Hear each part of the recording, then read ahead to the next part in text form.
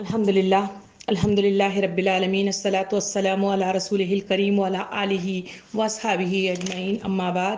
فاعوذ باللہ من الشیطان الرجیم بسم اللہ الرحمن الرحیم۔ شروع کرتی ہوں اللہ رب العالمین کے نام کے ساتھ جو بڑا مہربان اور رحم فرمانے والا ہے۔ محترم و معزز سامعین کرام، السلام علیکم ورحمۃ اللہ وبرکاتہ۔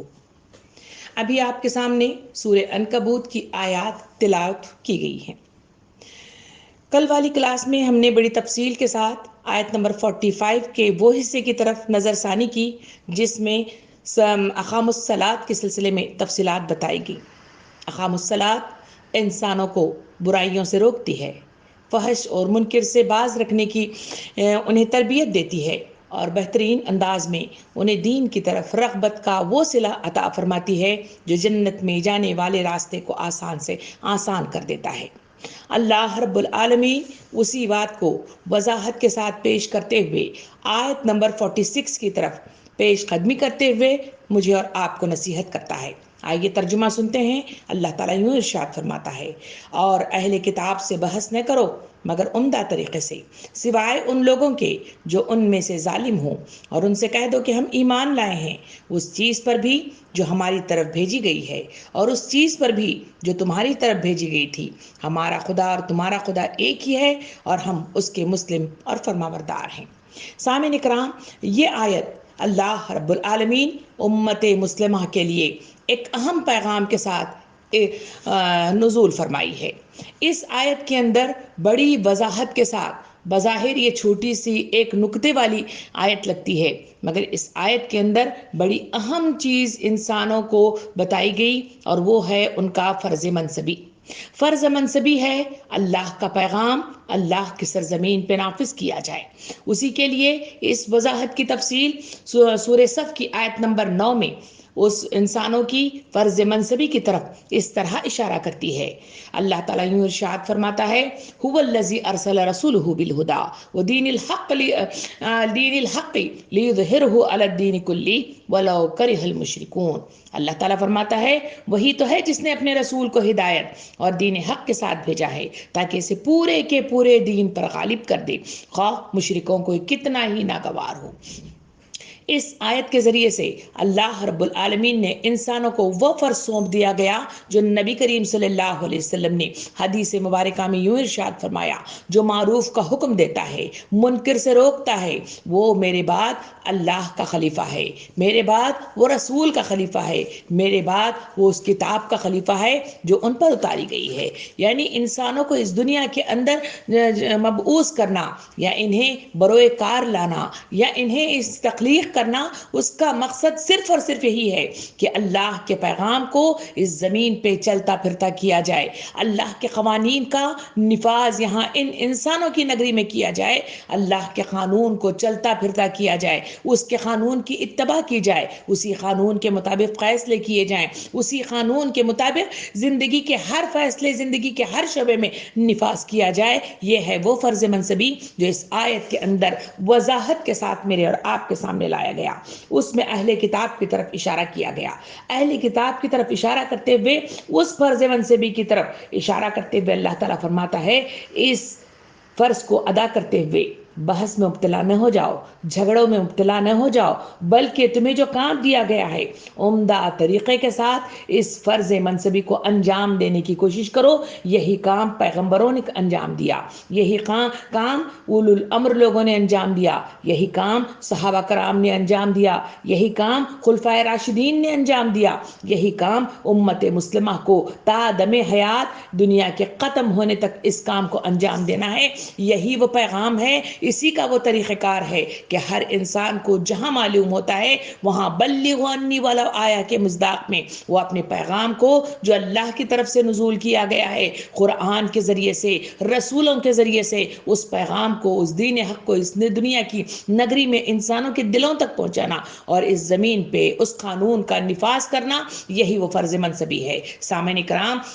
جس وقت ان آیات کا نزول ہوا اس وقت کے حالات یوں تھے کہ نبی کریم صلی اللہ علیہ وسلم مکے کی اس وادی کے اندر جہاں مشرکین عرب بے شمار بتوں کی پوجا کرتے تھے، خانہ کعبہ میں بے شمار بت رکھے ہوئے تھے، ان کے آگے وہ سجدہ ریز ہوتے تھے، شرک میں بے حد پوری طرح ملوث تھے، ایسے حالات میں اللہ رب العالمین کے اس رسول محمد صلی اللہ علیہ وسلم نے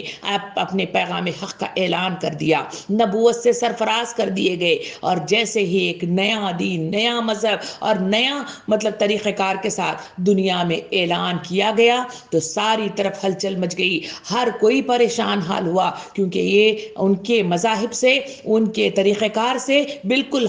ہٹا ہوا نظر آ رہا تھا۔ تو ایسے وقت میں مختلف الگ الگ قبائل کے لوگ، خود مکہ کے لوگ نبی کریم صلی اللہ علیہ وسلم کی بات کو ماننے کے لیے تیار نہیں تھے۔ جب یہ پیغام اٹھا تو اطراف کے رہنے والی ساری بستیاں اس طرف متوجہ ہو گئے، اور اسی دوران میں کفار مکہ پریشان حال تھے۔ اس وقت ان کا یہ حال کفار کا بتایا جاتا ہے کہ جہاں انہوں نے سوچا کہ اس سے پہلے آسمانی کتابوں کا جہاں تذکرہ کیا جاتا ہے، آسمانی قوم کا جہاں تذکرہ کیا جاتا ہے وہ بنی اسرائیل ہے، یعنی یہود و نصارہ ہیں۔ ان یہود و نصارہ کی طرف وہ مدینے کی طرف بھاگ بھاگ کر گئے اور ان سے انہوں نے دریافت کیا کہ آپ کو آسمانی کتابوں کے بارے میں تفصیلات معلوم ہیں، آپ کو پیغمبروں کے بارے میں تفصیلات معلوم ہیں، تو بتائیے کہ یہ جو شخص جو محمد صلی اللہ علیہ وسلم ہونے کا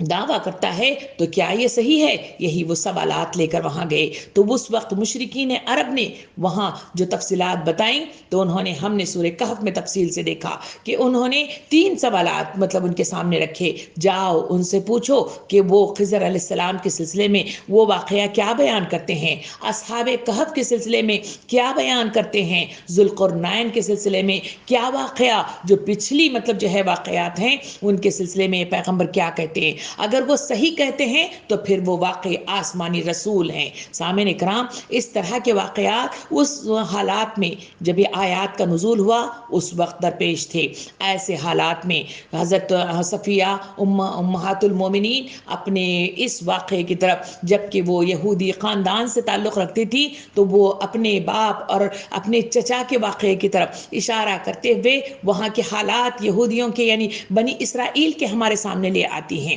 واقعہ یوں بتایا جاتا ہے کہ حضرت صفیہ رضی اللہ عنہ فرماتی ہیں کہ جیسے ہی نبی کریم صلی اللہ علیہ وسلم کے دعوی حق کے سلسلے میں معلوم ہوا تو چچا یعنی حضرت صفیہ رضی اللہ عنہ کے چچا ان کے باپ کے پاس تشریف لے آتے ہیں اور کہتے ہیں کہ بھائی، ہم نے اس طرح محمد صلی اللہ علیہ وسلم کا جو تذکرہ ہماری کتابوں میں کیا گیا ہے اس کا دعویٰ کرنے والے شخص کا مطلب جو ہے رونما ہونا، یہ ہمارے سلسلے میں جانکاری کی ضرورت ہے، کیا ہم اس کے سلسلے میں جانیں؟ تو انہوں نے کہا کہ چلیں ہم جا کر ان کو دیکھ آتے ہیں۔ تو وہ مکے کی طرف لوٹ آئے، وہاں آ کر انہوں نے نبی کریم صلی اللہ علیہ وسلم سے ملاقات کی، وہاں سارے حالات کو دیکھا، ان کے بتائے گئے حق کی بات کو سنا اور واپس لوٹ آئے اور آپس میں ایک دوسرے کے ساتھ گفتگو کی۔ حضرت صفیہ رضی اللہ عنہ کہتی ہیں کہ ان کے چچا نے اس وقت ان کے ماں باپ سے مخاطب ہو کے پوچھا کہ بھائی، جو کچھ ہم نے سنا ہے کیا اس بات پر آپ گواہی دیتے ہیں؟ کیا اس بات پر آپ یقین کرتے ہیں؟ تو ان کے باپ نے مخاطب ہو کے فرمایا کہ ہاں، وہ جو کچھ کہتے ہیں سچ کہتے ہیں، مگر ہم اس بات کو نہیں مانیں گے، اس لیے کہ وہ ہمارے خاندان سے نہیں ہے، ہمارے نسلوں سے نہیں ہے، اور ہماری انبیاء کرام کی وہ لڑی جو حضرت اسحاق علیہ السلام سے چلتی آ رہی تھی وہ بنی اسرائیل کی قوم سے نہیں ہے، بلکہ بنو اسماعیلیہ میں پیدا ہو گئے ہیں۔ اس وجہ سے جب تک میرے جسم میں طاقت ہے میں اس وقت تک ان کی مخالفت کروں گا۔ یہ وہ مطلب حالات تھے جہاں اہل کتاب اس طرح کے مختلف مطلب جو ہے حالات سے گزر رہے تھے۔ اسی وجہ سے نبی کریم صلی اللہ علیہ وسلم کو ستانے کے لیے لوگوں کے درمیان مختلف شوشے چھوڑے جا رہے تھے، کہیں انہیں پچھلی حالات کی طرف اشارہ کر کے ان واقعات کی طرف سوالات کیے جاتے، کبھی مختلف طریقے سے انہیں ستانے کے لیے تضحیک آمیز مطلب جو ہے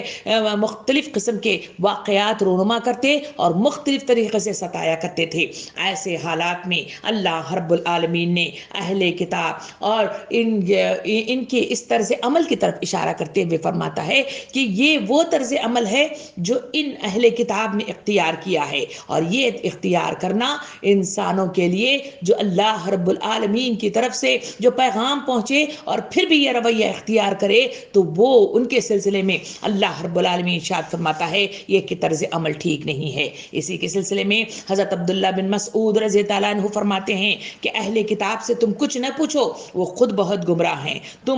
تمہاری کیا تصحیح کریں گے؟ ہاں یہ ہو سکتا ہے کہ ان کی کسی بات کو تم جھوٹا کہہ دو یا ان کی کسی جھوٹی بات کو تم سچ کہہ دو۔ یاد رکھو ہر اہل کتاب کے دل میں اپنے دین کا ایک تعصب ہے جیسے مال کی خواہش ہے، یعنی ان کا طرز عمل ہی ایسا ہے کیونکہ ان کی نسل سے وہ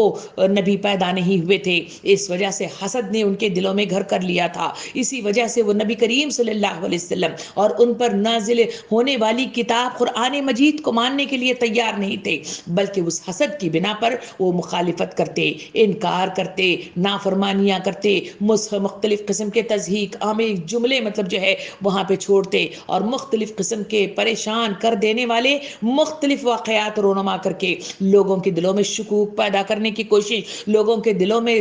دوری پیدا کرنے کی کوشش، اسلام سے مطلب جو ہے کھینچ کر اپنی طرف راغب کرنے کی کوشش مختلف طریقے سے اہل کتاب انجام دے رہے تھے۔ اللہ رب العالمین امت مسلمہ کو اس سے ہٹ کر جو اہم ترین شق بتاتا ہے اور وہ ہے سورہ بقرہ کی آیت نمبر 136 میں اللہ رب العالمین یوں ارشاد فرماتا ہے، اس کا ترجمہ کچھ اس طرح ہے کہ مسلمانوں کہو ہم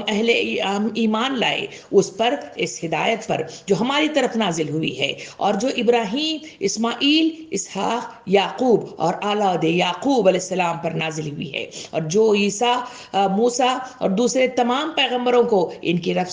کی طرف سے دی گئی ہے، ہم ان کے درمیان کوئی تفریق نہیں کرتے اور ہم اللہ کے مسلم ہیں۔ یہ وہ طریقہ کار ہے جس کی طرف اللہ رب العالمین وضاحت کے ساتھ امت مسلمہ کو تلقین کرتا ہے کہ اس طرح کا رویہ جو اہل کتاب کا ہے اس طرح کا رویہ اختیار نہیں کرنا۔ تمہارا طریقہ کار یہ ہے کہ آدم علیہ السلام سے لے کر آخری نبی محمد صلی اللہ علیہ وسلم تک جو بھی مطلب جو ہے کتابیں اتری، جو بھی پیغمبر آئے، وہ سب کے سب اللہ رب العالمین کی طرف سے تھے، انہی کی طرف سے پیغام لے کر آئے تھے اور وہ حق بجانب تھے اور انہوں نے حق کا کلمہ بلند کیا تھا۔ اس وجہ سے ان کے درمیان تفریق نہ کی جائے،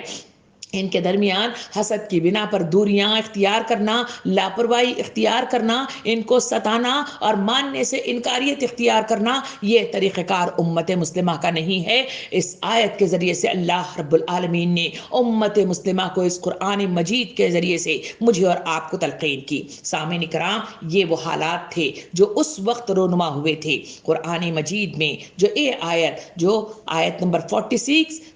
سورہ عنکبوت کے اندر وضاحت کے ساتھ یہاں جس بات کی طرف تلقین کی گئی ہے وہ ہے وہ فرض منصبی جس پر انسانوں کو فائز کیا گیا ہے، اسی پر ان کی تخلیق کی گئی ہے، اسی مقصد کے تحت اس دنیا میں ان کو بروئے کار لایا گیا ہے۔ انسانوں کی زندگی کا مقصد دنیا کمانا نہیں ہے، دنیا بنانا نہیں ہے، دنیا کو ترقی کرنا نہیں ہے، نہ سونا چاندی کا ڈھیر جمع کرنا ہے، نہ بنگلے بنانا ہے، نہ کار اور سونا چاندی کے پیچھے لگ جانا ہے۔ میری اور آپ کی زندگی کا مقصد اللہ کے دین کو اللہ کی سرزمین پہ نافذ کرنا ہے۔ یہی وہ فرض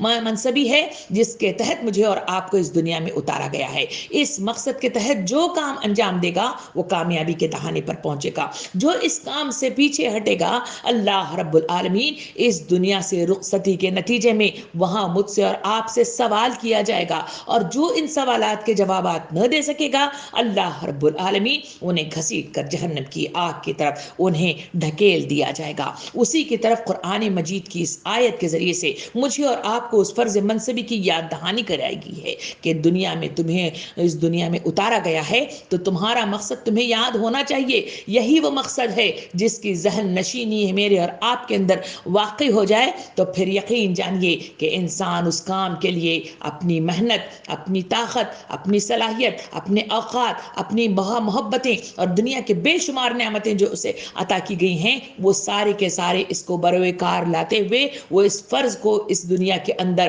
نافذ کرنے میں سرگرم عمل رہے گا۔ اسی کے لیے مجھے اور آپ کو اس آیت کے ذریعے سے وہاں اشارہ کیا گیا ہے۔ قرآن مجید کے صفحات کو کھول کر دیکھا دیکھا جائے تو قرآن مجید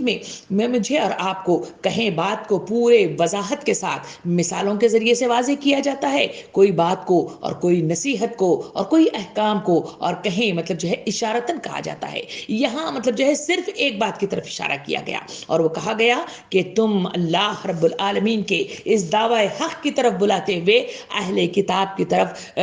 اشارہ کرتے ہوئے فرمایا گیا کہ ان کی طرح کا رویہ اختیار نہ کرو، بلکہ جو کام تمہیں فرض منصبی پر فائز کرتا ہے وہ کام بحث مباحثے، جھگڑے اور تنقیدیں اور اعتراضات کے ذریعے سے نہیں بلکہ بہترین طریقے سے کرنا چاہیے۔ وہ بہترین طریقہ کیا ہے؟ اس کی تفصیلات آج ہم یہاں پہ اس آیت پہ کھڑے ہو کر اس پر تدبر کرتے ہوئے، اس پر غور و فکر کرتے ہوئے ہم اس بات کو سمجھنے کی کوشش کریں گے جس مقصد کے تحت مجھے اور آپ کو اس دنیا میں پیدا کیا گیا ہے۔ اللہ رب العالمین قرآن مجید میں اس فرض منصبی کے سلسلے میں یوں ارشاد فرماتا ہے، ادعو الی سبیل ربک، کہا گیا کہ اے نبی کریم صلی اللہ علیہ وسلم ہم تمہیں اللہ کے راستے کی طرف تم ان کو دعوت دو، یعنی واضح طور پہ نبی کریم صلی اللہ علیہ وسلم کے ذریعے سے انسانوں کو بتا دیا گیا کہ لوگوں تمہیں لازماً اس کام کے لیے لوگوں کو بلانا ہوگا، لوگوں کو بتانا ہوگا، لوگوں کو سکھانا ہوگا، اس پیغام کو لوگوں کے دلوں تک پہنچانا ہوگا۔ یہی اس طرح کا جو مطلب جو ہے انداز ہے وہ قرآن کے مختلف آیات کے اندر مختلف انداز میں مجھے اور آپ کو بتایا گیا ہے۔ آئیے اس کی طرف بھی تھوڑی سی نظر ڈالتے ہوئے ہم آگے بڑھیں۔ ہم دیکھتے ہیں کہ سورہ نحل آیت نمبر 125 میں اللہ رب العالمین اسی بات کو جو فرض منصبی ہے یوں ارشاد فرماتا ہے کہ جہاں دعوت کے طریقہ کار کو واضح کیا گیا، وہ دعوت کو کس طرح پیش کرنا چاہیے اس کی وضاحت کی گئی اور تفصیل میرے اور آپ کے سامنے لگئی۔ تو پہلی آیت ہے آیت سورہ نحل آیت نمبر 125 میں، جس کا ترجمہ کچھ اس طرح ہے، دعوت دو اپنے رب کے راستے کی طرف حکمت اور عمدہ نصیحت کے ساتھ اور لوگوں سے مباحثہ کرو ایسے طریقے پر جو بہترین ہو۔ کہا گیا کہ بات پہنچاؤ عمدہ طریقے کے ساتھ اور بحث کرو عمدہ مطلب جو ہے طریقہ کار کے ساتھ، عمدہ دلائل کے ساتھ، بے جا جھگڑے کرنا، تنقید کرنا، اعتراضات کرنا اور مطلب جو ہے الجھن پیدا کرنا، اس رویے سے باز رہو۔ تمہارا کام اللہ کی طرف ادعو الی سبیل ربک ہے۔ اور دوسری طرف اللہ رب العالمین سورہ حم میم سجدہ آیت نمبر 34 میں یوں بیان فرماتا ہے، اللہ تعالیٰ فرماتا ہے جس کا ترجمہ کچھ اس طرح ہے، بھلائی اور برائی یکساں نہیں ہیں، مخالفین کے حملوں کی مدافعت ایسے طریقے سے کرو جو بہترین ہو، تم دیکھو گے کہ وہی شخص جس کے تمہارے درمیان عداوت ہے وہ ایسا ہوگا جیسے گرم جوش دوست ہوتا ہے۔ یعنی کہا گیا کہ دین کے نفاذ کے لیے طریقہ کار بتایا گیا کہ لوگوں اس طریقہ کار کو بہترین انداز میں کرو، مدافعت بہترین طریقے سے کرو، تم دیکھو گے کہ جو تمہاری مخالف ہیں وہ تمہارے مطلب ہم نوا بن جائیں گے، تمہارے دوست بن جائیں گے، تمہارے تعاون کرنے والے ساتھی بن جائیں گے اور تمہارا بازو بن کر کھڑے ہو جائیں گے۔ تیسری طرف اسی دعوت کے سلسلے میں سورہ مومنون آیت نمبر 96 میں یوں بیان کیا گیا، ترجمہ کچھ اس طرح ہے، تم بدی کو اچھے ہی طریقے سے دفاع کرو، ہمیں معلوم ہے کہ جو باتیں وہ تمہارے خلاف بناتے ہیں۔ یعنی اللہ تعالیٰ فرماتا ہے کہ وہ اہل کتاب کا وہ طریقہ کار جنہوں نے صرف بنو اسماعیل میں وارد ہونے والے اس نبی کی تضحیق کی اور اس کی مخالفت کی، اللہ تعالیٰ فرماتا ہے کہ ہمیں معلوم ہے کہ وہ مطلب جو ہے جو طریقہ کار اپنا رہے ہیں، جو اختلافات وہ کر رہے ہیں، جو خلاف ہو کر کھڑے ہوئے ہیں، مگر تمہارا جو رویہ ہونا چاہیے اس بدی کو اچھے طریقے کے ساتھ تمہیں اس دعوت کو انجام دہی تک انجام دینا ہے۔ پھر تیسری طرف سورہ آراف آیت نمبر 199 سے 200 تک یوں ارشاد فرمایا گیا جس کا ترجمہ کچھ اس طرح ہے، نہ درگزر کی روش اختیار کرو، بھلائی کی تلقین کرو، جاہلوں کے منہ نہ لگو، اور اگر ترکی با ترکی جواب دینے کے لیے شیطان تمہیں اکسائے تو اللہ کی پناہ مانگ لیا کرو۔ کہا گیا کہ انسان کی فطرت ہے کہ جب دل کو ٹھیس پہنچتی ہے اور سامنے والا اس کو اعتراض کرتے ہوئے جب طنزیہ لہجہ اختیار کرتا ہے، ٹوکنے لگ جاتا ہے ہے, اختلاف کرتا ہے, مذاق اڑاتا ہے, حقارت سے مطلب پیش آتا ہے, تو انسان کی فطرت کے دل کی اس نیا کے اندر جہاں انسان کو دکھ پہنچتا ہے تو اس کی زبان تیز ہو جاتی ہے اور غلط راہ کی طرف چلتی ہے. اللہ رب العالمین انسانوں کو تلقین کرتا ہے کہ دعوت کے اس پیغام کو انجام دینے کے لیے تمہارا رویہ جو ہونا چاہیے وہ درگزر کا سا رویہ ہونا چاہیے, بھلائی کا رویہ ہونا چاہیے, جاہلوں کے منہ نہیں لگنا چاہیے. پھر کہا گیا کہ جب وہ تمہارے منہ در منہ باتیں کرنے لگیں تو تمہیں خاموشی اختیار کرنا چاہیے. وہ تمہیں شیطان کے بہکاوے کے مطابق وہ اکسانے لگے تو تمہیں وہاں سے سلام کرتے ہوئے وہاں سے رخصت ہو جانا چاہیے. سامعین اکرام, یہ وہ تلقین حق ہے جس کی طرف مجھے اور آپ کو اس آیت کے اندر تفصیلات بتائی گئی. سامعین اکرام, دعوت کیا ہے؟ دعوت اللہ رب العالمین کی طرف بلانا ہے. اگر اس لفظ دعوت کی طرف اشارہ کر کے دیکھا جائے تو اس کا سیدھا سادہ جو مفہوم نکلتا ہے پکارنا, بلانا, دعوت دینا, یہ دعوت کے مفہوم میں آتا ہے. سامعین اکرام, قرآن مجید یہ لفظ بنی نوح انسان کو اس سچائی اور سیدھے راستے کی طرف بلانے یا دعوت دینے کے لیے استعمال قرآن مجید میں اس لفظ کے ساتھ استعمال کیا گیا ہے. یہ انسانوں کے مالک اور خالق نے ان کے لیے متعین کیا ہے. قرآن مجید سورہ مائدہ آیت نمبر 76 میں اللہ رب العالمین انسانوں کو یوں ارشاد فرماتا ہے, یا ایھا الرسول بلغ ما انزل الیک من ربک, فرمایا گیا اے پیغمبر صلی اللہ علیہ وسلم, تمہارے رب کی طرف سے تم پر جو کچھ نازل کیا گیا ہے اسے لوگوں تک پہنچائے. قرآن مجید مجھے اور آپ کو وہ فرض منصبی جس کے تحت جس کے مطابق اس دنیا میں اور آپ پیدا کیے گئے, تخلیق کیے گئے, بروئے کار لائے گئے, اس کی وضاحت قرآن مجید کے اندر مجھے اور آپ کو بڑی تفصیل کے ساتھ میرے اور آپ کے سامنے وہ فرض منصبی کی طرف تفصیلات بتائی گئی کہ کون سے رویہ اختیار کرنا چاہیے, کیسے طریقہ کار کے مطابق زندگیوں میں مطلب جو ہے وہ طریقہ کار کو اپنایا جائے اور اس کے مطابق اس دائے حق کے کام کے لیے اٹھ کھڑا ہوا جائے. یہی وہ طریقہ کار تھا, یہی وہ قرآن مجید کے احکامات تھے جن کو نبی کریم صلی اللہ علیہ وسلم نے اپنی زندگی میں جاری کیا, اور اسی طریقہ کار کے مطابق انہوں نے قرآن مجید کے پیغام کو انہوں نے پیغام حق تک یعنی لوگوں تک پہنچانے میں بڑا اہم رول ادا کیا. وہی وہ رہنمائی ہے جو سیرت رسول کے ذریعے سے مجھے اور آپ کو نظر آتی ہے. یہی وہ طریقہ کار ہے جس کے تعلق سے حضرت عائشہ رضی اللہ عنہ نے تعریفی کلمات کے ساتھ لوگوں کو بتایا کہ نبی کریم صلی اللہ علیہ وسلم کا اخلاق قرآن کا چلتا پھرتا نمونہ تھا. قرآن جو کہتا ہے اللہ کے رسول صلی اللہ علیہ وسلم نے اسے اپنی زندگی میں جاری کر کے انسانوں کو بتایا کہ یہی وہ طریقہ کار ہے کہ اس کے مطابق ادعو الی سبیل ربک, یعنی لوگوں کو اس دعوت کی طرف بلاؤ تو ہانکو اور انہیں پکارو. یہی وہ ادا ہے جس کی طرف نبی کریم صلی اللہ علیہ وسلم نے امت مسلمہ کو تلقین بھی کی اور انہیں اس کی طرف اجاگر بھی کیا. سامعین اکرام, اللہ کے رسول محمد صلی اللہ علیہ وسلم نے اپنے پیچھے جب اس دنیا سے رخصت ہوئے تو ایک زندہ قوم کو چھوڑ گئے. زندہ مطلب جو ہے انہوں نے پیروی کرنے پر مشتمل ایک بڑی جماعت کو وہ پیچھے چھوڑ گئے اور اس امت مسلمہ کے ورثے کو مطلب جو ہے عطا کر دیا گیا جو مطلب جو ہے پیچھے نبی کریم صلی اللہ علیہ وسلم کے بعد قیامت تک اس کام کو انجام دیں گے, کیونکہ خلافت کے منصب پر مجھے اور آپ کو فائز کیا گیا ہے. اسی کام کے لیے مجھے اور آپ کو اس دنیا میں پیدا کیا گیا ہے. آج میں اور آپ اس مقصد کو بھول بیٹھے ہیں, اس مقصد سے غفلت کا شکار ہو گئے ہیں, اس غفلت میں لاپرواہی اور سستی اور کاہلی اور کنجوسی اختیار کر لی ہے, اس سے لا علم یعنی جہالت ہم نے اختیار کر لی ہے. اسی وجہ سے دنیا کی طرف میرا اور آپ کا جھکاؤ ہے, دنیا کو سمیٹنے میں اور آپ لگے ہوئے ہیں اور دنیا ہی کی مطلب جو ہے تمنا میرے اور آپ کے اندر حص کی شکل میں پیدا ہونے لگی ہے. اور اسی وجہ سے میری اور آپ کی صدا صرف وہی ہے کہ وقت مجھ کو نہیں بندگی کے لیے, وقت مجھ کو نہیں بندگی کے لیے, بندگی چھوڑ دی زندگی کے لیے. اسی ادا کے مطابق میں نے اور آپ نے اس مقصد عظیم سے دوری اختیار کر لی ہے. سامعین اکرام, جو لوگ اس دعوت حق کا کام سر انجام دیتے ہیں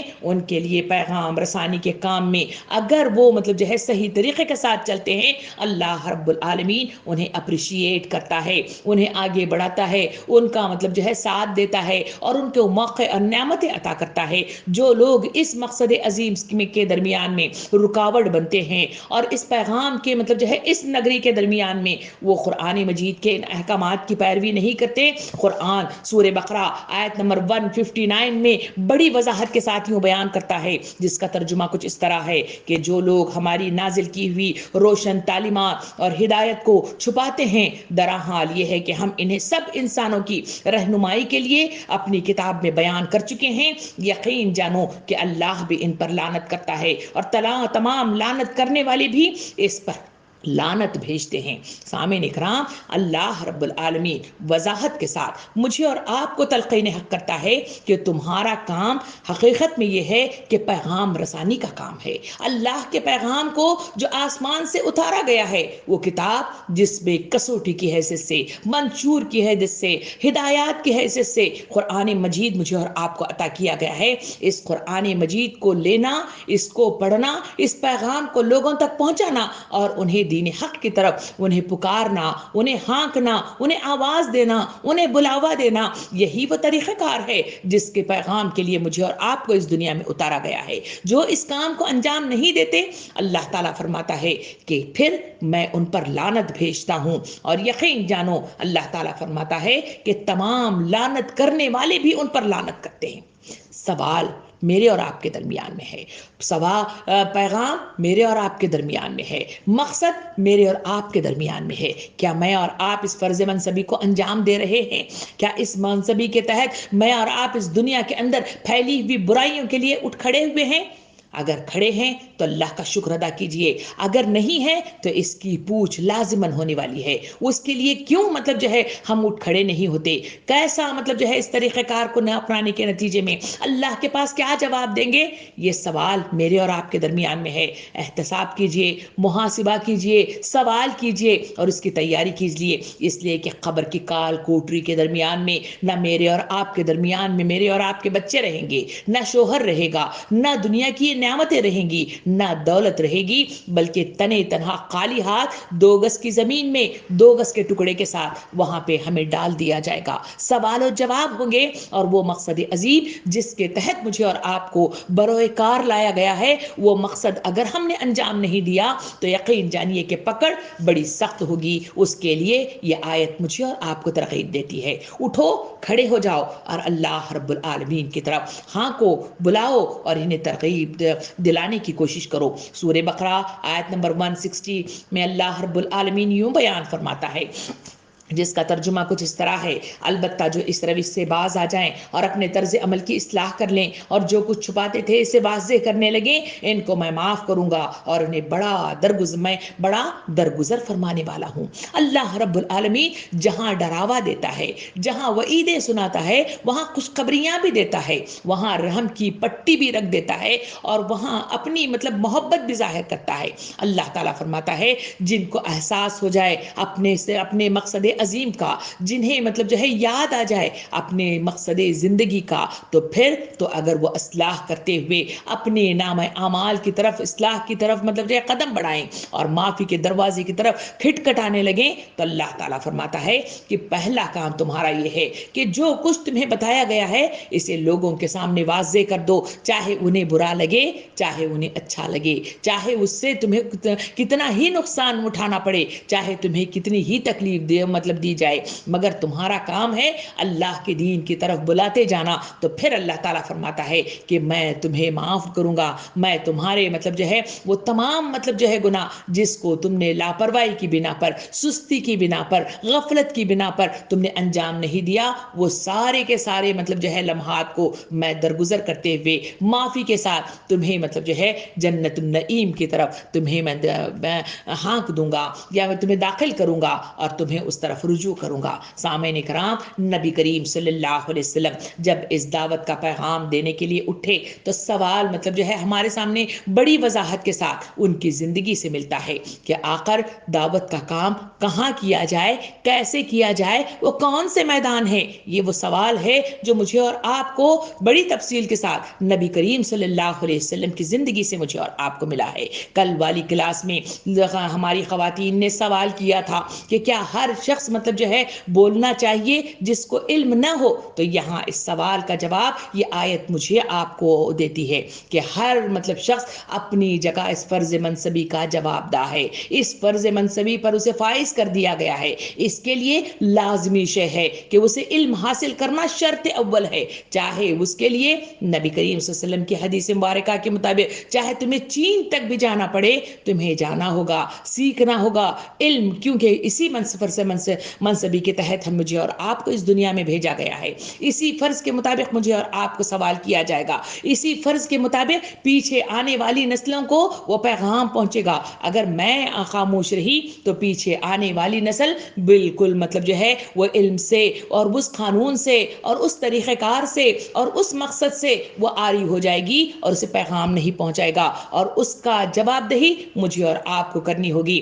اس کے لیے میرے اور آپ کی گودوں کو مسلمان بنانا ہوگا، میرے اور آپ کے دماغوں کو مسلمان بنانا ہوگا، میرے اور آپ کے ہاتھ اور پیر کو مسلمان بنانا ہوگا۔ اس پیغام میں حق کی خاطر اٹھ کھڑا ہونا ہوگا جو نبی کریم صلی اللہ علیہ وسلم نے وہ مطلب جو ہے راہیں بتائی کہ کہاں مطلب جو ہے کیسے دین حق کے کام کو انجام دیا جائے۔ آئیے واقعات کی روح سے ایک کے بعد ایک دیکھنے کی کوشش کریں۔ سب سے پہلے نبی کریم صلی اللہ علیہ وسلم کو پیغام حق دیا گیا، نبوت سے سرفراز کیا گیا، تو پہلا مطلب جو ہے جو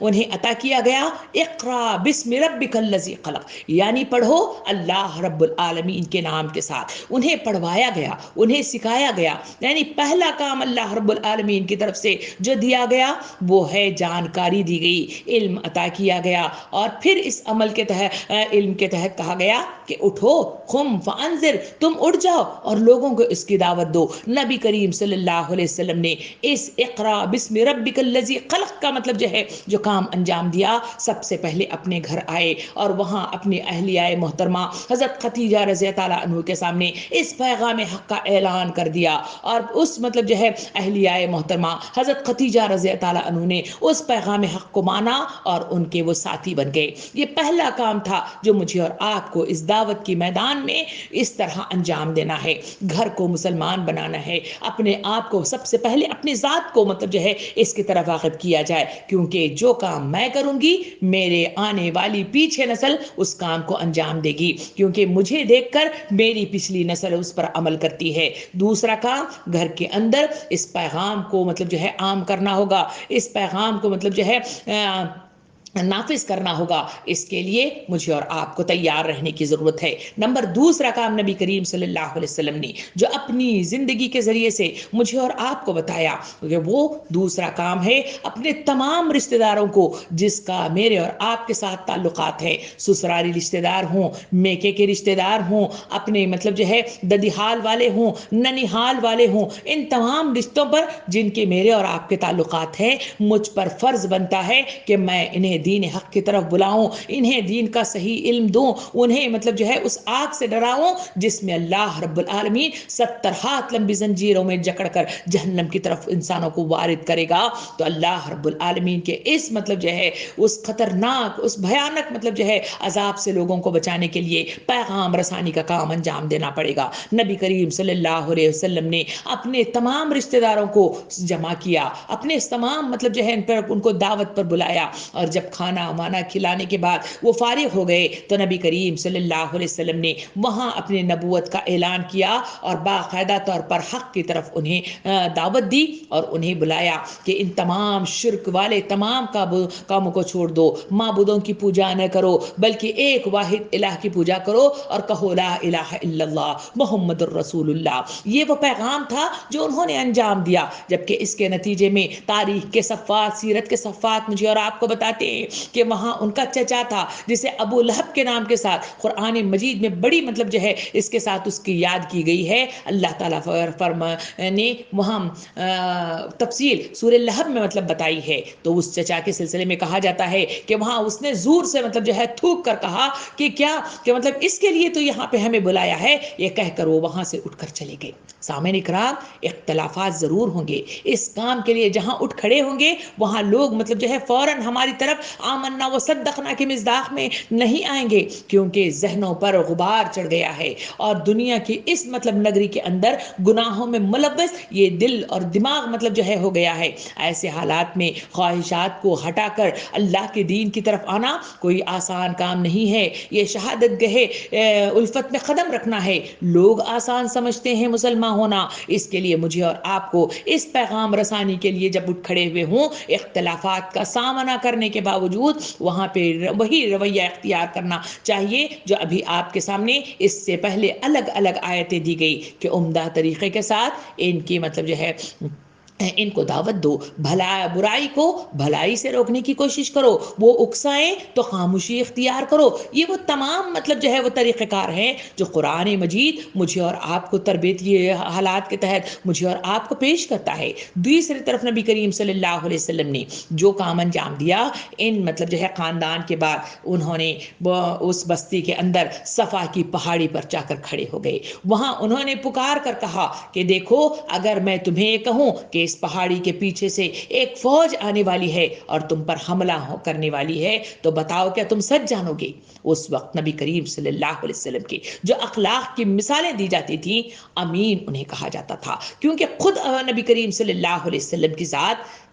امین تھی. وہ کبھی جھوٹ نہیں بولا کرتے تھے، جو کچھ کہتے تھے حق بات کہتے تھے. یہ وہ ذات ہے جو انسانوں کو لوہا مانوانے میں بڑا اہم کردار ادا کرتی ہے. اس وقت لوگوں نے صفا کی پہاڑی پر کھڑے ہو کر جب نبی کریم صلی اللہ علیہ وسلم نے اعلان حق کیا تو کہا کہ کیونکہ آپ امین ہیں، ہم آپ کی بات ماننے کے لیے تیار ہیں. اس وقت نبی کریم صلی اللہ علیہ وسلم نے ضرب لگائی اور دلوں میں اعلان کر دیا کہ لوگوں، میں تمہیں اعلان حق کرتا ہوں نبوت کا. تم اللہ کے اس پیغام کی طرف اعلان کرو، لا الہ الا اللہ محمد الرسول اللہ. مگر اس وقت بھی لوگوں نے آپ کی بات نہیں مانی، بلکہ وہاں پر بھی لوگ مطلب جو ہے آپ صلی اللہ علیہ وسلم پر مختلف قسم کے کلمات مطلب جو ہے وہاں ان کو کستے ہوئے وہاں سے نکل کر کھڑے ہو گئے تھے. مگر آپ صلی اللہ علیہ وسلم نے اس پیغام رسانی کے کام کو انجام دینے کے لیے جہاں اٹھ کھڑے ہوئے تھے وہاں انہوں نے ہار نہیں مانی. آپ مطلب جو ہے آگے بڑھے اور چوتھا کام جو نبی کریم صلی اللہ علیہ وسلم نے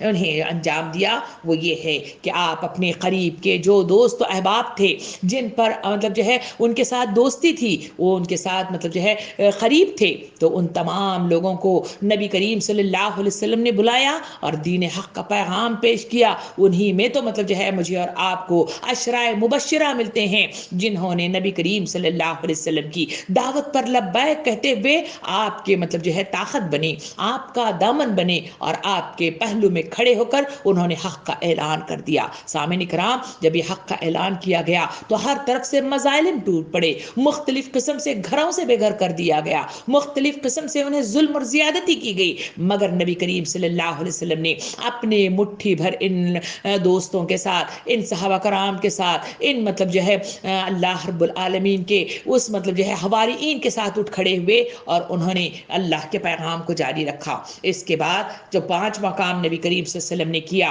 وہ یہ ہے کہ اس حق کے کام کے لیے جو لوگ نیکی اور اچھائی کی تلاش میں رہتے ہیں، ایسے لوگوں تک پیغام خاموشی کے ساتھ مطلب جو ہے پہنچانے لگ گئے. اور جو لوگ نیک فطرت ہوتے ہیں وہ دین کی طرف لازماً آتے ہیں. جو لوگ ڈھیٹ ہوتے ہیں، جو لوگ فطرتاً مطلب جو ہے دین کی طرف رغبت کی کوئی مطلب جو ہے رمق ان کے اندر نہیں پائی جاتی، ویسے لوگوں کو آپ ہزار بار بھی بلاتے رہے وہ لوگ انکار کرتے رہیں گے. بلکہ جن کے اندر نیکی کی فطرت ہوتی ہے وہ لوگ ایک ہی بلاوے پر چلے آتے ہیں، حق بات کا مطلب یقین کرتے ہیں اور اس کی طرف رغبت اختیار کرتے ہیں. نبی کریم صلی اللہ علیہ وسلم نے اپنی خاموش دعوت کے ذریعے سے، اپنے اخلاق کردار کے ذریعے سے انہوں نے اپنے پیغام کو وہاں تک پہنچایا اور امت مسلمہ کو بتلایا یہ ہے وہ طریقہ کار کا دعوت جس کا تمہیں مطلب جو ہے انجام دینے والا طریقہ کار ہے، اس کو اپناؤ اور اسی طریقہ کار کے مطابق اس کو پھیلاتے ہوئے اس مطلب جو ہے حصے کو آگے مطلب جو ہے اس دائرے کو آگے بڑھاتے چلے جاؤ۔ سامعین کرام، اس کے بعد جو دائرے کار وسیع ہوتا ہے وہ ہے ہمارے اطراف میں رہنے والے پڑوسی، ہمارے اطراف میں رہنے والے وہ مطلب مقامات جہاں ہم کالج کی شکل میں جاتے ہیں، اسکول کی شکل میں جاتے ہیں، مدرسوں کی شکل میں جاتے ہیں، ان میں ملنے والے وہ تمام طلبات، ان پر بھی مطلب دین حق کا پیغام پہنچانے کا وہ مطلب جو ہے دائرہ وسیع ہو جاتا ہے۔ پھر وہاں جو استاد ہوتے ہیں ان تک پیغام رسانی کے لیے ہم آگے قدم بڑھانا چاہیے۔ پھر اس کے بعد جہاں مطلب جو ہے بزنس کرتے ہیں، آنے والے جو گاہک ہیں وہ مطلب جو ہے دائرہ بڑھتا چلا جاتا ہے۔ پھر جہاں ڈاکٹر کی حیثیت سے، جہاں مطلب جو ہے ہم مریض کی حیثیت سے جاتے ہیں، ان ڈاکٹروں کے پاس بھی مطلب جو ہے ہمیں دین حق کا پیغام پہنچانا ہوگا۔ پھر بازار پہ جہاں ہم آتے جاتے رہتے ہیں، ٹرانسپورٹیشن جس کے ذریعے سے میں اور آپ ادھر اور ادھر ہوتے ہیں، ان تمام مقامات پر جہاں انسان مطلب جو ہے ایک دوسرے سے ملتے ہیں، وہاں پیغام رسانی کا کام انجام دینا ہوگا۔ یہ وہ جگہ ہیں، یہ وہ مقامات ہیں اور یہ وہ طریقہ کار ہے جس کے تحت ایک کے بعد ایک ہر شخص کو اس فرض کو ادا کرنا ہوگا اور اسے بلغ انی ولو آیا کے مصداق میں جتنا مجھے علم ہے اس کے مطابق اس پیغام کو مطلب جو ہے روکنا ہوگا۔ اور وہی حدیث مبارکہ جو نبی کریم صلی اللہ علیہ وسلم نے ارشاد فرمایا، جہاں کہیں برائی ہوتے ہوئے دیکھو اپنے ہاتھ سے روکنے کی کوشش کرو، ہاتھ سے نہیں روک سکتے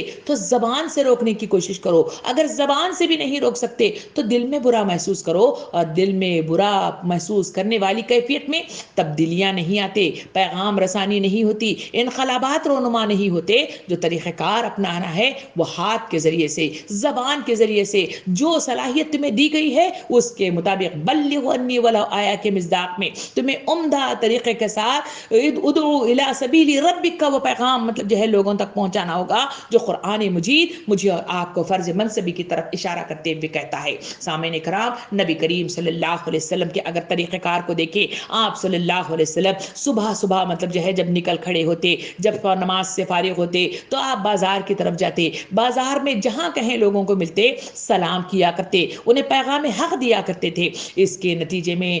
جو معاشرہ تھا، جو سوسائٹی تھی، آپ کے پیچھے اوباش لڑکوں کو لگا دیا جاتا، پتھر سے آپ کے پیروں کو مطلب جو ہے زخمی کر دیا جاتا، آپ کو مختلف مطلب جو ہے کلمات سے مطلب جو ہے تضحیق کی جاتی، تحقیر کی جاتی، اور خود ان کا چچا جو پیچھے تھا تو تاریخ کے صفحات بتاتے ہیں وہ خود مطلب جو ہے پیچھے پیچھے نبی کریم صلی اللہ علیہ وسلم کے ساتھ جاتا، اور مختلف مطلب جو ہے طریقے سے کے ساتھ وہ لوگوں کو باز رکھنے کے لیے وہاں مختلف طریقے اپنائے جاتے۔ یہ مطلب جو ہے دعوت کا جہاں پیغام لے کے اٹھیں گے، اس فرض منصبی کو جہاں مجھے اور آپ کو ادائیگی کے لیے اٹھ کھڑا ہونا ہوگا، یہ تمام مطلب جو ہے کام انجام دیے جائیں گے۔ جو معاشرہ مطلب اختلافات کرے گا، پریشانیاں پیدا کرے گا، رکاوٹیں پیدا کرے گا، مگر انسانوں کو کہا گیا کہ ہر شخص جو اس دنیا میں وارد ہوا ہے، جو شعور رکھتا ہے، احساس رکھتا ہے، بلوغت میں داخل ہوتا ہے، اسے اس فرض منصبی کے تحت اٹھ کھڑا ہونا ہوگا اور اسے اس فرض کو انجام دینا ہوگا۔ یہی وہ تلقین حق ہے جو اس آیت کے ذریعے سے مجھے اور آپ کو دیا گیا۔ سورہ اعلیٰ آیت نمبر 9 سے 12 تک کی آیات میں مجھے اور آپ کو اللہ رب العالمین یوں تلقین کرتا ہے، ترجمہ کچھ اس طرح ہے، لہٰذا تم نصیحت کرو، اگر نصیحت نافع ہو، جو شخص ڈرتا ہے وہ نصیحت کو قبول کرے گا، اور اس ناگزیر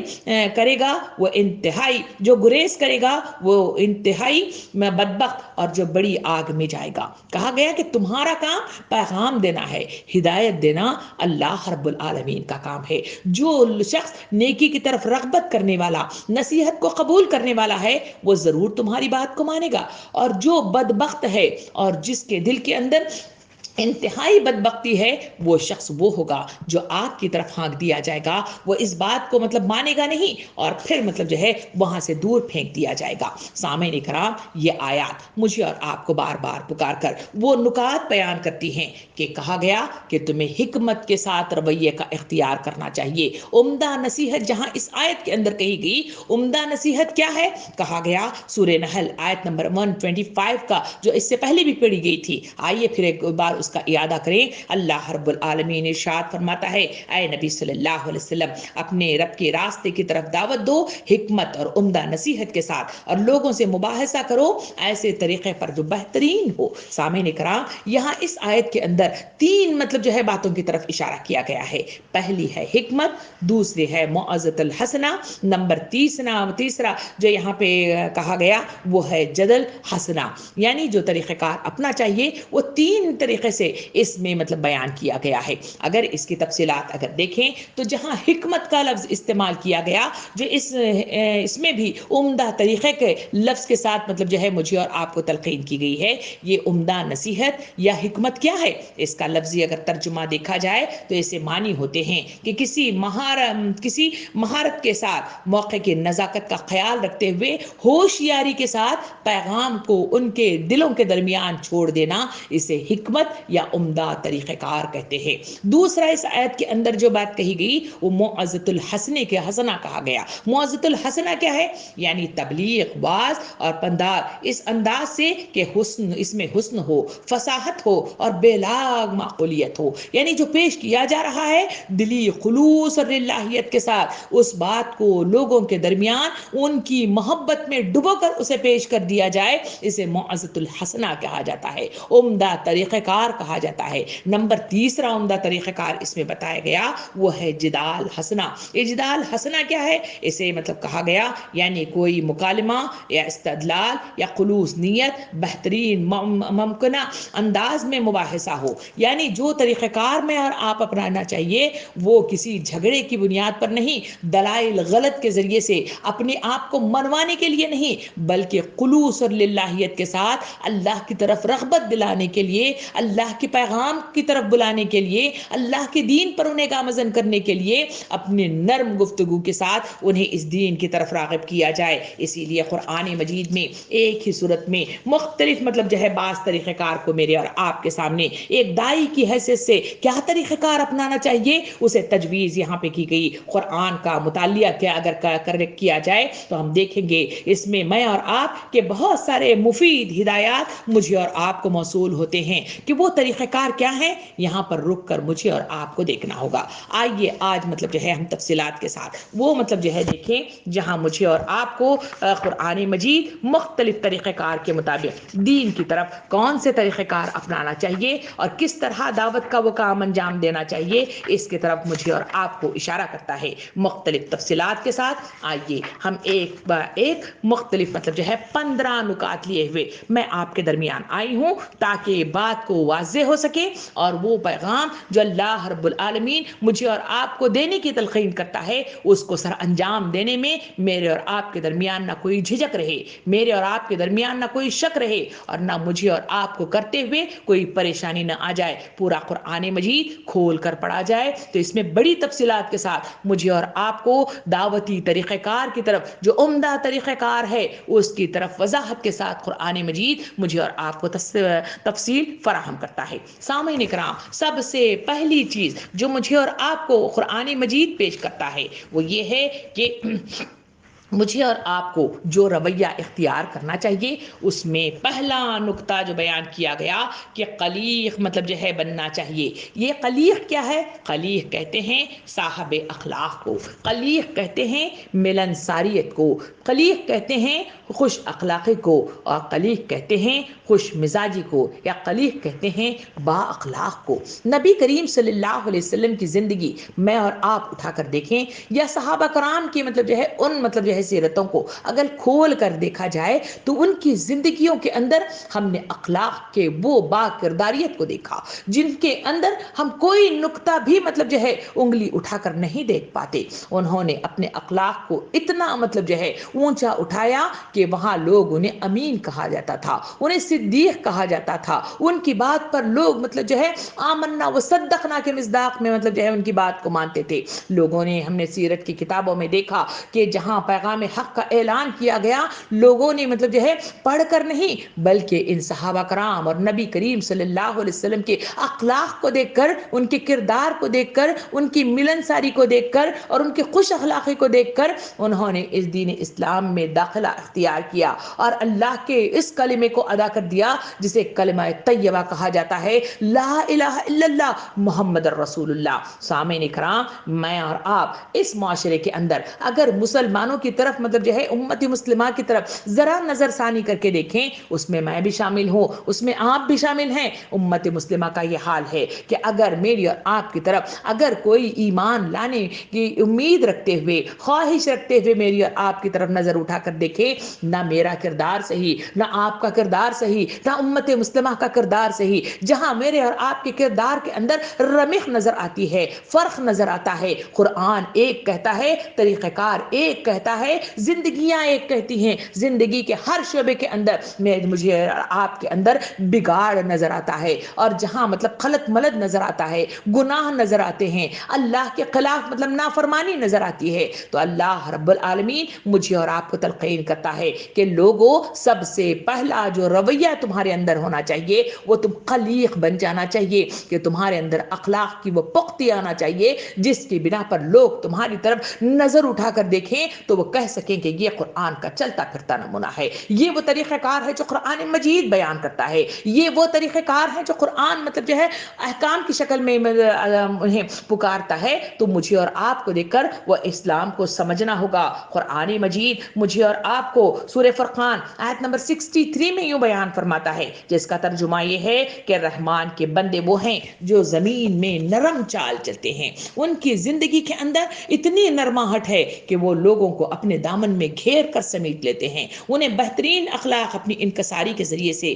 خدا خوف کے ذریعے سے اپنی ذات کے محور میں انہیں سمیٹ لیتے ہیں۔ دائی مستقل مطلب جو ہے ایک ساتھی ہوتا ہے، اور دائی انکساری کو اپنا اگر ساتھی بنا لے تو یقین جانے اس اخلاق کے بل بوتے پر وہ حق و صداقت کی انتہائی مطلب انتہا تک پہنچ جاتا ہے، جہاں دائی کے اندر اگر متکبرانہ رویہ ہو، اگر دائی کے اندر گستاخ قسم کی مطلب جو ہے وہ روش ہو، یا دشمنوں سے نرم لہجے کے مطابق سخت لہجہ اختیار کرنے والے، طنز کرنے والے، تانا دینے والے، عیب نکالنے والے، برا بھلا کہنے والے، اختلافات کرنے والے، نکتہ چینیاں کرنے والے، اگر ایسا رویہ میری اور آپ کی شخصیت کے اندر اور کردار میں ہو تو لوگ میری اور آپ کی طرف آنے کی بجائے وہ دور ہوتے ہوئے چلے جائیں گے۔ اسی وجہ سے تو قرآن مجید نبی کریم صلی اللہ علیہ وسلم کی طرف اشارہ کرتے ہوئے جو مجھے اور آپ کو مطلب بتاتا ہے کہ نبی کریم صلی اللہ علیہ وسلم تمہارے درمیان نرم واقع ہوئے ہیں، اسی وجہ سے تو تم ان کے قریب آتے ہو، اگر یہ سخت ہوتے تو تم ان کے درمیان سے چھٹ کر دور ہو جاتے۔ سامعین اکرام، سب سے پہلے دعوت کے کام کے لیے اگر دائی حق کی مطلب جو ہے اس منصب پر فائز ہو کر دین حق کا کام کرنے لگے، مجھے اور آپ کو نرم رویہ اختیار کرنا چاہیے، خلیق بن جانا چاہیے، خوش اخلاق بن جانا چاہیے۔ قرآن مجید سورہ طٰہٰ آیت نمبر 43 اور 44 میں یوں ارشاد فرماتا ہے کہ جاؤ، جہاں اس آیت کے اندر موسیٰ علیہ السلام کو تلقین کی گئی تھی کہ فرعون کی طرف جاتے ہوئے کیا رویہ اختیار کیا جائے، اللہ تعالیٰ موسیٰ علیہ السلام کو مخاطب ہو کے فرماتا ہے جاؤ تم دونوں فرعون کے پاس، وہ سرکش ہو گیا ہے، اس سے نرمی کے ساتھ بات کرنا، شاید کہ وہ نصیحت قبول کرے یا ڈر جائے۔ سامعین اکرام، یہ وہ طریقہ کار ہے جو انبیاء کرام کو دیا گیا، یہی ہتھیار کو لے کر جب انبیاء کرام نے طریقہ کار کو اپناتے ہوئے یہ طریقہ کار لوگوں کے سامنے مطلب جو ہے اسے تجربہ کیا، تو ہم نے دیکھا کہ فرعون کے سامنے جہاں موسیٰ علیہ السلام کھڑے ہو گئے تھے تو اس کی بولتی بند ہو گئی تھی، اور وہی مطلب جو ہے کھڑے ہو کر انبیاء کرام نے اپنا طریقہ کار آزمایا تھا۔ دعوت حق پہنچانے کے کام میں دائی کو ہمیشہ مختلف قسم کے اقسام کے لوگوں سے سابقہ ہمیشہ پیش آتا ہے، ان میں سے بعض مغرور ہوتے ہیں، بعض گستاخ ہوتے ہیں، بعض اجڑ ہوتے ہیں، بعض ظالم بھی ہو سکتے ہیں، اور دائی کے ساتھ بد اخلاقی کے ساتھ پیش بھی آ سکتے ہیں، لیکن دائی ان تمام لوگوں کے ساتھ اپنی حکمت عملی کے تحت نرم رویے کے ساتھ انہیں مطلب جو ہے انکساری کے ساتھ، حکمت عملی کے ساتھ، عمدہ طریقہ کار کے مطابق ان کے رویوں کو فروختہ کرتے ہوئے، یعنی نظر انداز کرتے ہوئے انہیں اس طرز عمل کی اظہار نہیں کرتا، بلکہ ان کے اپنے دامن میں سمیٹ لیتا ہے، انہیں اللہ کی پکار پر انہیں ایک جگہ جمع کرتا ہے، انہیں اپنے بہترین مطلب جو ہے اخلاق حسنہ کے ذریعے سے انہیں دعوت دین کا کام انجام دیتا ہے۔ یہ وہ پہلا مطلب جو ہے طریقہ کار ہے جس کے تحت اللہ رب العالمین قرآن مجید کے صفات میں مجھے اور آپ کو تلقین کرتا ہے کہ جہاں عمدہ نصیحت کی مطلب جو ہے تلقین کی گئی ہے، سب سے پہلا عمدہ نصیحت کے لیے تمہیں قلیق بن جانا ہوگا، نرم بن جانا ہوگا، انکساری اختیار کرنی ہوگی اور تمہیں اللہ کے دین کے خاطر خلوص اور للہیت کے ساتھ انہیں لوگوں کے دلوں تک پہنچنے کا طریقہ ڈھونڈنا ہوگا۔ سامعین کرام، نمبر دوسرا طریقہ جو مجھے اور آپ کو اپنانا چاہیے وہ ہے جذبات کو مجروح نہیں کرنا چاہیے۔ جب ایک کام کے لیے اٹھ کھڑے ہوئے ہوں تو ہم جذبات کو مطلب جو ہے کسی کو بھی مطلب جو ہے تنقید کے ذریعے سے، غلط استعمال کے الفاظ کے ذریعے سے، غلط جملوں کے ذریعے سے کسی کے دل کو مجروح نہیں کریں گے، کسی کے دل کو مطلب دکھ نہیں دیں گے، بلکہ پیار بھرے لہجے کو اختیار کرتے ہوئے دعوت حق کے کام کو انجام دینے کی کوشش مطلب جو ہے میں آپ کرتے رہیں گے۔ اسی کے لیے مجھے اور آپ کو جو کام مطلب انجام دینا ہے وہ مطلب جو ہے کام کرنے کے لیے ان کے درمیان رہتے ہوئے، اگر وہ غیر مسلمین ہیں تو ان کے بتوں پر یا پھر انہیں جو وہ مختلف دیوتا مطلب جو ہے مانتے ہیں، کہیں پانی کو کچھ لوگ مانتے ہیں، کہیں مطلب سورج کو مانتے ہیں، کہیں ہوا کو مانتے ہیں، کہیں چاند کو مانتے ہیں، کہیں سورج کو مانتے ہیں، کہیں ستاروں کو مانتے ہیں، کہیں پرندوں کو مانتے ہیں، کہیں حیوانوں کو مانتے ہیں، اور کہیں مطلب جو ہے مختلف قسم کی لوگ مورتیاں بھی بنا بیٹھتے ہیں۔ تو اس کام میں جب اٹھ کھڑے ہو جائیں تو ہم انہیں برا بھلا نہیں کہیں گے۔ اس کام کے لیے اٹھ کھڑے ہوتے ہوئے ہم تنہا مطلب جو ہے اٹھ کھڑے ہوں گے، مگر ان کو مجروح کرنے والے الفاظ اختیار نہیں کریں گے، ان کے دل دکھنے والے الفاظ اور جملے اختیار نہیں کریں گے، بلکہ انہیں نرم لہجے کے ساتھ، ان کو مختلف طریقے کے ساتھ، ان کو دین کی طرف رغبت اختیار کرنے والا طریقہ اپناتے ہوئے نرم لہجے کے ساتھ ان کو بلانے کی کوشش کرتے رہیں گے۔ سامعین کرام، مختلف اس دنیا کی نگری کے اندر جہاں میں اور آپ رہتے ہیں وہاں مختلف قسم کے لوگ بت پرستی بھی اختیار کیے ہوئے ہیں، آبا پرستی بھی اختیار کیے ہوئے ہیں، عناصر پرستی میں بھی مبتلا ہیں۔ تو ایسے حالات میں ہم ان اقسام شرک کو دور کرنے کے لیے اپنے نرم لہجے کے ساتھ، اپنے اخلاق حسنہ کے ذریعے سے ان تک پہنچنے کی کوشش کریں گے، اپنے آپ کو ان کے جذباتی مطلب جو ہے اس لگاؤ کے درمیان میں تنقید کرتے ہوئے، طنز کرتے ہوئے، تان کرتے ہوئے کسی بات کو بھی ان کو دکھ پہنچانے کی کوشش نہیں کریں گے۔ قرآن مجید مجھے اور آپ کو اس کے لیے بھی تلقین حق کرتا ہے۔ اگر دیکھا جائے تو وہاں سورہ انعام کی آیت نمبر 108 میں مطلب اللہ رب العالمین اس دعوت حق کے سلسلے میں امت مسلمہ کو تلقین کرتا ہے۔ آئیے ترجمہ سنیں۔ اللہ تعالیٰ فرماتا ہے کہ اور اے مسلمانوں، یہ لوگ اللہ کے سوا جن کو پکارتے ہیں انہیں گالیاں نہ دو، کہیں ایسا نہ ہو کہ یہ شرک سے آگے بڑھ کر جہالت کی بنا پر اللہ کو گالیاں دینے لگیں۔ ہم تو اسی طرح ہر گروہ کے لیے اس کے عمل کو خوشنما بنا دیتے ہیں، پھر انہیں اپنے رب کی طرف پلٹ کر آنا ہے، اس وقت وہ انہیں بتا دے گا کہ وہ کیا کچھ کرتے رہے ہیں۔ سامعین کرام، دائی کو ہمیشہ چوکنا رہنا چاہیے۔ اس کا اصلی مقصد جو ہے وہ ہے اپنے مخاطب کو ماننے پر آمادہ کر لینا ہے۔ اس کا تنہا مالک و آقا اللہ رب العالمین ہے۔ اسے صرف وہی طریقہ کار اپنانا چاہیے جو اس کے مطلوب اور مقصود حقیقی کے حصول کے لیے قرآن مجید میں میرے اور آپ کے رب العالمین نے بیان کیے ہیں، اور ہر کام کے مطلب جو ہے اختیار کرتے ہوئے ہم وہی طریقہ کار کو برائے کار لاتے ہوئے اس دوسرے ہتھیار کے ذریعے سے ہم صحیح مطلب جو ہے رخ کے ساتھ پیغام حق کا کام انجام دینے کی کوشش کریں گے۔ سامعین کرام، کیونکہ وقت مطلب اختتام پر پہنچا ہے مگر بات ابھی ختم نہیں ہوئی ہے، مختلف نکات ہیں جو قرآن مجید مجھے اور آپ کو دعوت حق کا پیغام کس طرح دیا جائے اس کا طریقہ کار قرآن کے مختلف مطلب آیات کے اندر میرے اور آپ کے سامنے رکھتا ہے۔ انشاءاللہ اگلی کلاس میں ہم اس پر مزید مطلب جو ہے روشنی ڈالیں گے، مگر آج جتنی باتیں میرے اور آپ کے سامنے لائی گئی ہیں وہ آیات مجھے اور آپ کو کہتے ہیں کہ لوگو، تم اس دنیا میں اتارے گئے ہو تو تمہارا فرض منصبی یہ ہے کہ تم حق کے گواہ بن کر کھڑے ہو جاؤ گے، دین کا پیغام اس دنیا کے نگری میں انسانوں کے دلوں تک پہنچاؤ گے، اور اسی کام کے لیے، اسی مقصد کے لیے تمہیں اس دنیا میں اتارا گیا ہے۔ اس مقصد کی یاد دہانی یہ آیت مجھے اور آپ کو کرتی ہے، یہ آیت مجھے اور آپ کو اٹھ کھڑا کرتی ہے کہ لوگو، اپنا مقصد جو تم بھول بیٹھے ہو اسے یاد کرو، واپس پلٹ آؤ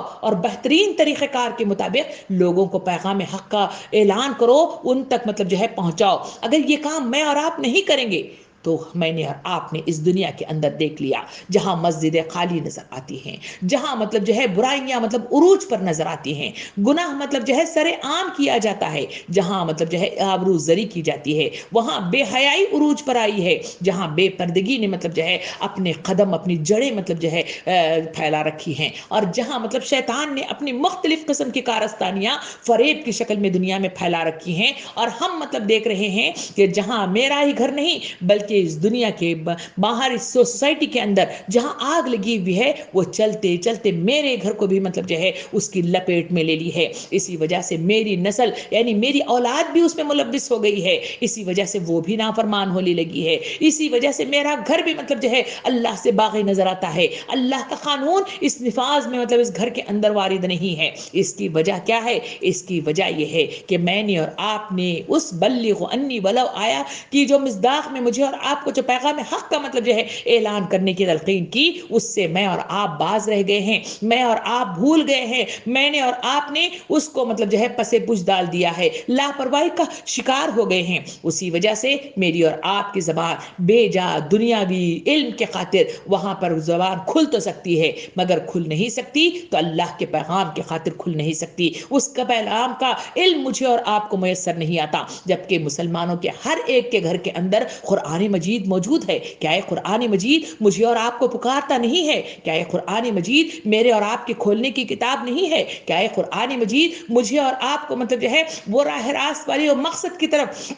इशारा नहीं करता? अगर इशारा नहीं कर रहा है, आज मतलब जो है धूल में अटा हुआ रह गया है, तो वो मेरी और आपकी गफलत है, मेरी और आपकी लापरवाही है, मेरी और आपके अपने मकसद से मतलब आंखें बंद कर लेना है, तो जिसके नतीजे में मेरा घर ही नहीं, मेरे घर से बाहर जितनी नगरी मेरी आंखों से मतलब जो है वसत नजर आती है, वो सारी की सारी दुनिया वो गुनाहों में मुलव्विस नजर आती है। इस गुनाहों की नगरी को अगर मतलब जो है कोई काम मतलब जो है इन्हें तरबियत याफ्ता कर सकता है, तो वो है नबी करीम सल्लल्लाहु अलैहि वसल्लम की वही सुन्नत, और यही वो पैगाम जिसे बल्लिगु अन्नी वलौ आया के मिज़दाक में उदउ इला सबीली रब्बिक के मिज़दाक में मुझे और आपको दिया गया। हमने देखा कि वही वो बस्ती जहां नबी करीम सल्लल्लाहु अलैहि वसल्लम उठ खड़े हुए, वहां वही वो हाल था जहां मुशरिकीन अरब थे, जहां शिर्क मतलब जो है अपने सारे के सारे मतलब जो है जड़े गाड़ चुका था। वहां हमने देखा कि मुख्तलिफ लोग मुख्तलिफ तरीक़ेकार के मुताबिक इबादत किया करते थे। वहां वही तरीक़ेकार था जहां आबरू जरी होती थी,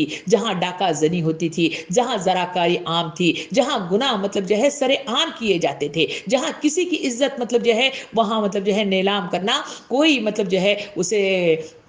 मुश्किल तसव्वुर नहीं करता था। ऐसे हालात में नबी करीम सल्लल्लाहु अलैहि वसल्लम और आपके सहाबा कराम इसी दीन को लेकर उठे, यही तरीक़ेकार जो आपके सामने पेश किया गया है यही तरीक़ेकार के मुताबिक उठे, तो हमने देखा वही नगरी वो मतलब जो है इस्लामी मुआशरे की शक्ल में तश्कील में आई, वही सोसाइटी जहां अल्लाह का पैगाम मतलब जो है चलता फिरता नजर आया, वही सोसाइटी जहां अल्लाह के पैगाम के खातिर लोगों ने अपनी मतलब जो है शहादत पेश की, वही वो नगरी थी जहां खाने काबा के उसी मतलब जो है सहन के दरमियान में हजरत सुमैया रज़ी अल्लाह अन्हा वो पहली शहीद खातून हैं जिन्होंने अपने खून को मतलब बहाकर ये साबित कर दिया कि अल्लाह की नगरी में दावत हक का ऐलान करते हुए उन्होंने अपने आप को मतलब जो है शहादत के मुकाम तक पहुंचाया। सामईन इकराम, तकलीफें ज़रूर होंगी, ज़्यादतियाँ ज़रूर आएंगी, मुश्किलात ज़रूर आएंगी, रुकावटें ज़रूर आएंगी, नुकसानात ज़रूर मतलब उठाए पड़ेंगे, और मुख्तलिफ मतलब जो है ताउन से मैं और आप मतलब जो है दूर हो जाएंगे, लोग मेरा और आपका साथ नहीं देंगे। मगर इसके तमाम के बावजूद ये आयत मुझे और आपको बताती है कि लोगों, आपका एक ही एक मकसद है जिसके तहत इस दुनिया में उतारा गया, और वो मकसद है अल्लाह के दीन को अल्लाह की सरजमीन पे नाफिज किया जाए, और इसी के लिए तुम्हें उतारा गया, इसी के लिए बढ़ाया गया, और इसी के लिए तुम्हें बरोएकार लाया गया है। आज ये मकसद आपके दरमियान जो मैं रखते हुए यहाँ से रुखसत लेती हूँ, इसको आज रात सोते हुए और इस मतलब जो है 24/7 मतलब जो है इन हालात में अपने आप को सोचने पर मजबूर कीजिए कि आया मैं और आप इस पैगाम के अंजाम दही के लिए क्या वो तरीक़ेकार अपना रहे हैं जो आज बताए गए हैं। अगर अपना रहे हैं तो अल्लाह का शुक्र अदा कीजिए, अगर पैगाम पहुंचा रहे हैं तो शुक्र कीजिए, अगर नहीं है तो इसके लिए ये आयत मुझे और आपको जगा रही है, उठा रही है, बेदार कर रही है। ये आयत यही बेदारी है, इसका इजहार है, इसके लिए अज़्म करना होगा, उठ کھڑا ہونا ہوگا اور اس پیغام کو حاصل کرنے کے لیے، اس پیغام کا مطلب جو ہے مقصد ادا کرنے کے لیے مجھے اور آپ کو علم کی ضرورت ہے، ہمت کی ضرورت ہے، طاقت کی ضرورت ہے۔ اللہ رب العالمین سے دعا ہے کہ مجھے اور آپ کو ہمت عطا کرے، طاقت عطا کرے، علم نافع عطا فرمائے، علم عمل نافع عطا فرمائے، اور بہترین ہدایات کے ساتھ اللہ رب العالمین مجھے اور آپ کو داعی اسلام کی حیثیت سے قبول کرے، اور میرے اور آپ کے لیے، میرے اور آپ کے گھروں کو اللہ رب العالمین اپنے لیے مختص کر لے، اور میری اور آپ کی نسلوں کو اللہ رب العالمین داعی اسلام، مجاہد اسلام کی حیثیت سے مجھے اور آپ کو قبول کرے، اور مجھے اور آپ کو جنت النعیم میں داخل ہونے والے راستے میں آسانیاں پیدا کرے۔ آمین۔ وآخر دعوانا ان الحمد للہ رب العالمین۔